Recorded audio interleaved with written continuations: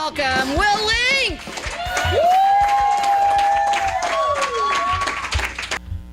I've never really been a strip club guy. The whole scene made me uncomfortable. Sure, I love naked women as much as anyone, but here's what I thought strip club guys were. Sad men hooting and hollering at women while getting sexually frustrated and ultimately throwing money away. I'm better than that. I didn't want to pay to see tits. I wanted to earn tits the old-fashioned way. Take a girl out, be forced to buy her an overpriced meal, invite her back to your place and pretend you just want to watch a movie. That's how I earn tits. Tits that once earned, I'd be allowed to handle in some manner. However, as the years went by, I thought, I should go to a strip club just for the experience. But at that point, any friends I had who went to them had grown out of that phase. Nevertheless, I knew one day as a writer and possibly man, the experience might come in handy. Eventually, I'd have to visit a strip club. The first time I went was in Las Vegas. I was there with a few friends, and a buddy had given us free passes to a club called Sapphire. This was it. We arrived, and I discovered Sapphire is huge. I was overwhelmed, distracted by both the size of the building and the endless stream of topless women wandering around. We were escorted to a table and ordered some Jack, just like Sinatra. I watched more stripper-experienced patrons talk to some girls and then not so politely wave them away by blowing a thick cloud of cigar smoke in their faces. I started thinking about these bloated, balding men turning down lap dances. Who were they to reject these beautiful, deeply wounded, half-naked women? As I contemplated this, a tall blonde jumped in my lap. She immediately started touching me, and I was powerless to resist her charms.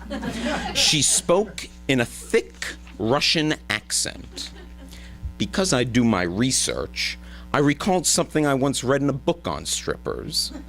Russians are the most aggressive in the club. Still, since I can't help but be talkative, I went on about how it was my first time at a strip club, my hopes and dreams for the future, being the product of divorce. She then asked if I wanted a lap dance, and since I didn't know how else to get her off of me, I agreed to the dance. It was nice. Maybe it was because she was chewing gum, but I felt like she was just going through the motions. At the end of it, I paid her $20 and immediately pulled my chair in as close to the table as possible, knowing that if I didn't, I would give money to literally any girl who jumped in my lap. The night continued. We drank, the boys got dances, we befriended other strippers and smoked cigars. But I kept thinking that I got gypped on my dance. I wanted a real lap dance from an American girl. I watched the strippers walk by until I saw the one. She stood out from the crowd. Curly hair and Semitic good looks. Seductively, this SGL wandered the floor, smiling at customers, capturing them in her mesmerizing gaze. Finally, she walked over to our table. Almost immediately, SGL started making fun of other strippers, claiming they were all putting themselves through nursing school. This was my kind of girl. She sat down asking what we did. I said screenwriter, and this half-naked girl told us she wanted to get into costume design. Then she asked the question that killed me. So, what's your favorite movie? I practically leapt across the table and drunkenly shouted, "A Clockwork Orange!" She said, "What about Goodfellas?" This response excited me. She was called on stage to dance, but promised she'd be back. As we watched her, I knew this was who would give me my American lap dance. SGL came back over and after some small talk looked right at me and sensing my weakness said, "Want a lap dance?" Of course I did, but she threw me a curveball. I give private dances. How much are those? 100 for 3 songs. Sure, I was on vacation, but $100? This seemed too rich for my blood, and yet the experience might make it worthwhile. She was by far the best-looking girl in the club. SGL sensed that I was on the fence, so she told me she'd let me think about it and walked away. I couldn't justify the money, and the boys assured me it wouldn't be worth it. They were probably right. But all I could think was, if 1 dance is 20, 3 dances are 60, what do I get for the extra $40? However, at the end of the day, I decided I would just get a $20 dance and call it a night. What was she gonna do? Say no? She's a stripper and I'm at her place of business. It's her job. We saw SGL and flagged her down. You ready for that private dance? Look, I would love to give you $100. I'd love to give you $200. But I'll just take the regular $20 dance. But I only give $100 dances. Do you really only give $100 dances, or are you just saying you only give $100 dances? I really only give $100 dances. A standoff. I should have probably gotten the $100 dance, but at this point I couldn't give in. I couldn't let her win. She gestured behind me and pointed to another stripper, one seriously lacking her Semitic good looks. Why don't you get a dance from her? I stare SGL right in the eyes, disgusted. You expect me to get a dance from an inferior girl? Her face drops. I'm sure I've got her. She'll give me the dance. She smiles the slyest of smiles and says, I'll catch you next time. Foiled again by a beautiful woman.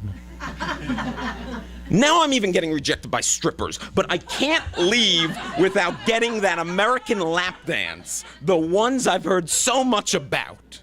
Girl after girl walks past our table, but none will do. Finally, a super cute, friendly girl with a pixie haircut approaches. After a few moments of banter, I decide she's no SGL, but she's funny, and even with a stripper, personality goes a long way. I explained to her that some Russian gave me a half-assed dance earlier, and she jokes, well, I don't know if you want one from me, because my lap dances are the worst. Challenge accepted.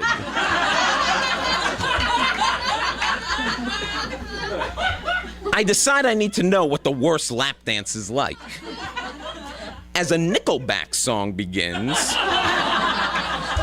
I take off my glasses and she proceeds.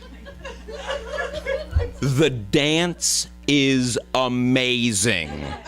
As she rubbed her perfect body against mine, grinding her ass on my lap, I had a moment of clarity. I understood. This was what everyone had been talking about. Maybe I was no different than those bloated, balding, hooting, hollering men. Certainly my massive erection said so. To my surprise, I loved this. While she's doing her thing, she slides her body across my face. Now, I don't know if it's the body cream she had on or that I occasionally suffer from a very inconvenient chronic dry eye syndrome. But my eyes begin to burn. Bad. Then they begin to tear. A lot. I start to panic, unsure what to do. My eyes hurt so bad, but what she's doing feels so good. 2 areas of my body on fire in completely different ways. The song ends, and she looks at me, tears pouring down my face. Does she think I'm crying because I was so moved by her dancing abilities? Or because, as she warned, it was the worst lap dance? Meekly, she says, you don't have to pay me for the dance. Covering my eyes, I pull out a fistful of cash and hand it to her, still blinded by pain, still unable to see this pixie.